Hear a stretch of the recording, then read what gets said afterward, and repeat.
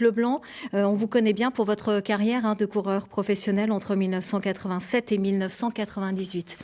Première question, Luc Leblanc. Raymond Poulidor, il était votre mentor? Oui, disons que quand j'ai commencé le vélo, j'étais cadet à l'époque. Mes parents avaient contacté Raymond Poulidor et lui avaient demandé un rendez-vous à Saint-Léonard-de-Noblin.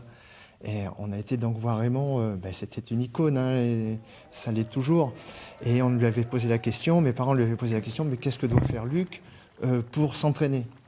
Et Raymond leur a répondu à l'époque, je connais pas bien Luc sur le vélo, les entraînements c'est difficile, mais par contre, il peut casser du bois.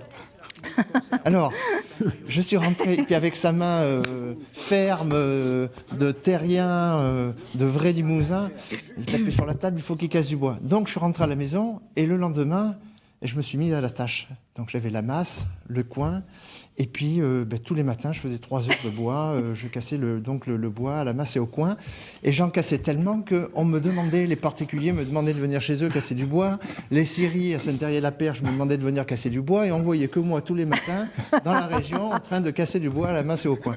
Et voilà, et ça c'est toujours resté, quoi.